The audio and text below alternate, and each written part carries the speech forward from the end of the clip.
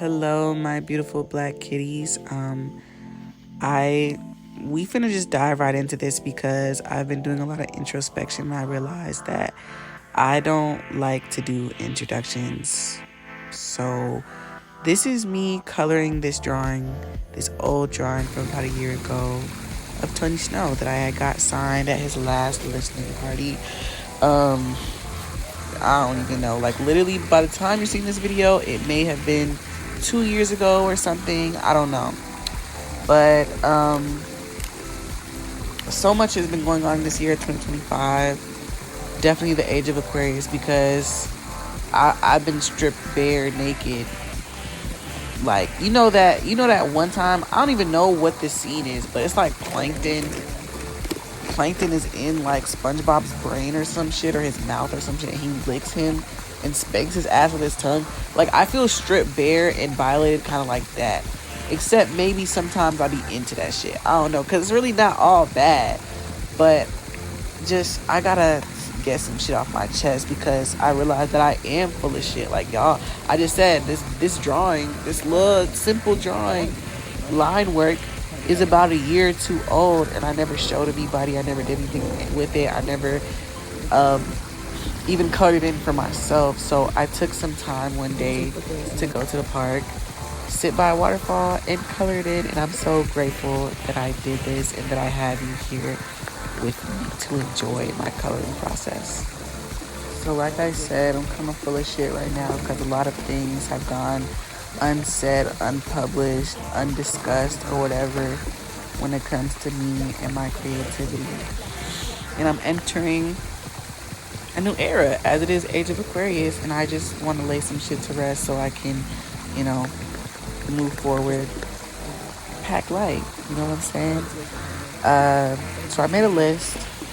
Well, it's like 3 lists, 3 parts to a list. Things I don't like, things I do like, and things I'm looking forward to cultivating in the future. We're gonna go ahead and get started with things I don't like. Just get that shit out the way. So, beginning of the list, number one thing I'm leaving behind is clip for these niggas. Vampires. Energy vampires. Honestly, it's a twofer because energy vampires and catastrophizers. I recently listened to a couple excerpts of Artist Way on YouTube. You can find it on there. It's still very enriching, And the author describes this phenomenon where unfulfilled artists, as in artists that do not act on their creativity and express their creativity, will be drawn to catastrophizers. And catastrophizers are people that wind everybody up in their shenanigans, just because. Like, catastrophizers, energy vampires, they're the same people to me. They're people that, like me as a creative, I deal with a lot of the unseen world. I specialize in pushing boundaries and disrupting the norms and literally creating something out of nothing. And so these people, I have found myself around time and time again, have a tendency to speak doubt and failure over my ideas, over my art, and even steal my joy from me with their obsession with reality. And, it's annoying to say the least. Because, if y'all are so smart and y'all are so good at whatever the fuck it is you think that you're doing, why can't you be positive? Why can't you just fuck with me one time and be like, you know what, that's a good idea. I would like to see it executed. But no, every time I come into contact with these fuck-ass niggas, they want to tell me about myself like I asked them for some advice. It's not safe for them around me.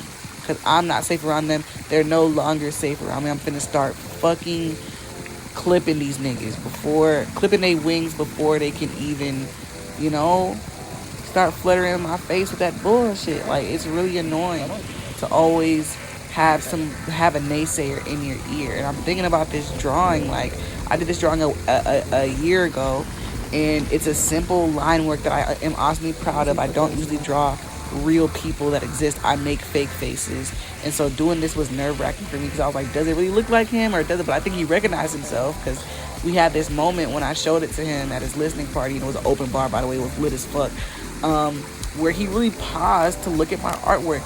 And every time I showed my artwork to somebody, that moment where they, like, that moment of silence that they take really be gassing my head up. And it's like, I had that moment with him. He signed it. He shook my hand. I'm a shy person, you know what I'm saying?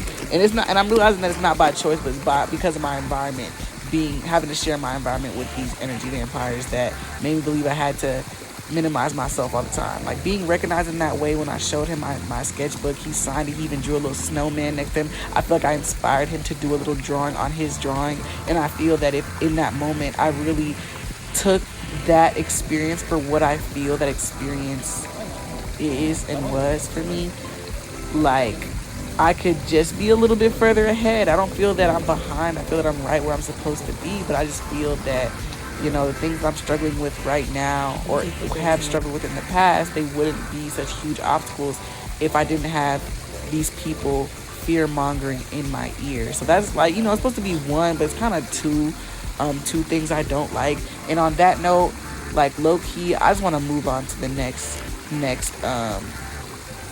category, because I don't like being negative, and I'm not trying to get pissed off in this motherfucker, but it's like every time I think about the joy that has been stolen from me, I can't help but get pissed, you know? With that being said, the second category is things I do like. Yay! I really like black girls and women. There was a day, I recently got a haircut, and there was a day I went to Target. Don't worry, I did not go in there to shop.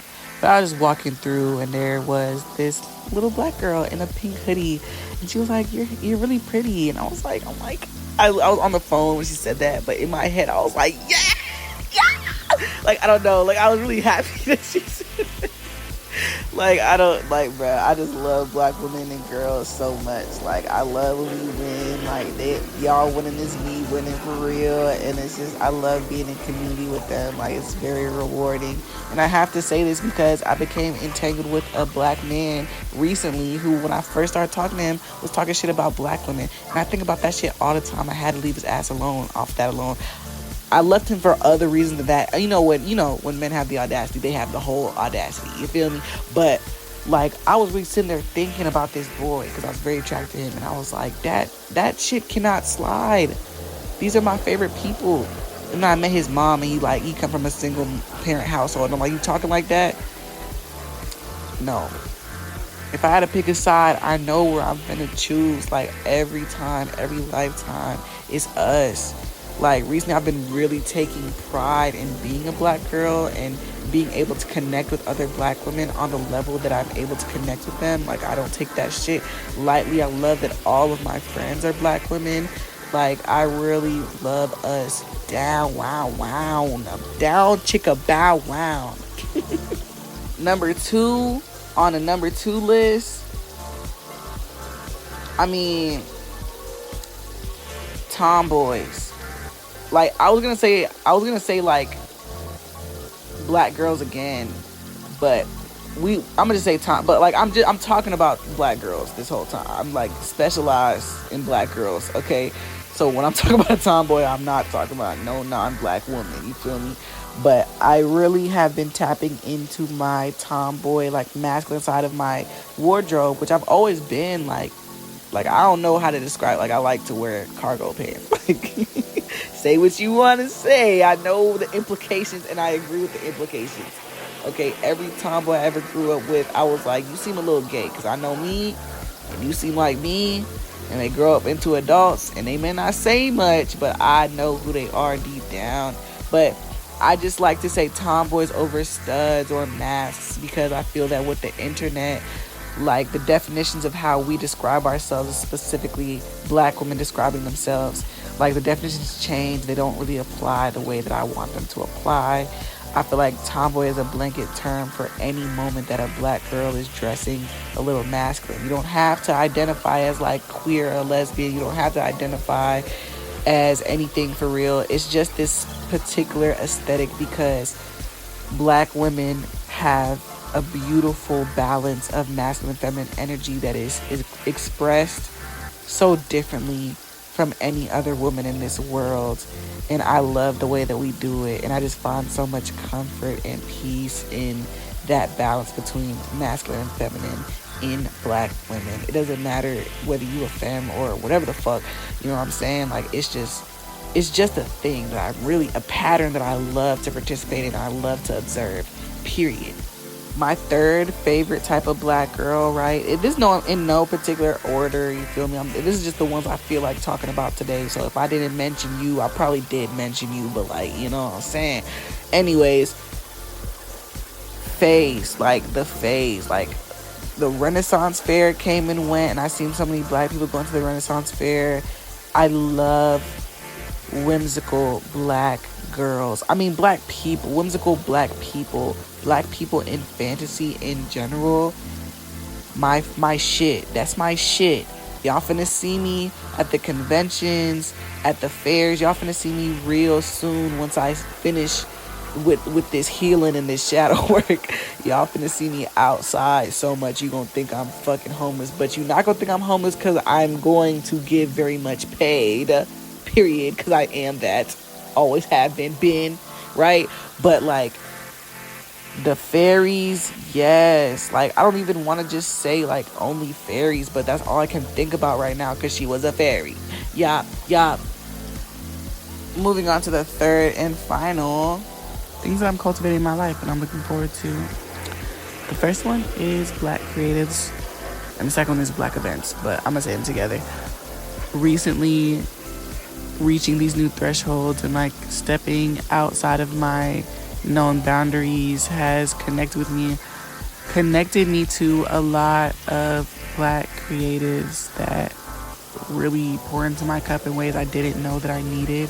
I stay very inspired by them. They really put that battery in my back, like just to see different lifestyles, different types of success, and different types of like thriving with your creative practice, and how like there's really space for all of us to win in all types of ways. We don't ever have to settle or put ourselves in a box. It's shit that I need all the time. Community, which is why I'm looking forward to more events with black creatives, because like every once in a while I just need to be reminded who I do it for, what I do it for, how far I can go, how easy it could be, how fun it could be, how swaggy it could be, like how sexy it could be. Like when I look to my left and right, it's great to have other people that are working towards unconventional goals cheering me on, and I'm able to cheer them on. And even though we may not practice with the same medium or even be headed in the right direction, it's good to know that I'm not the only one that's living this weird ass, crazy, unheard of lifestyle. It's like, it's hard to remember that I'm not alone when I feel so alone all the time.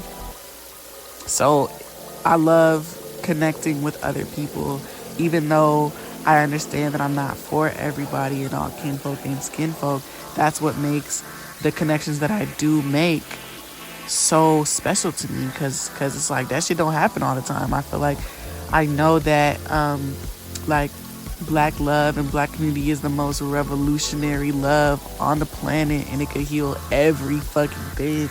So I never take it for granted. It's dead ass. Like me having the prospect, the opportunity to meet more creatives in the diaspora and hear different stories about the same shit, like that's great.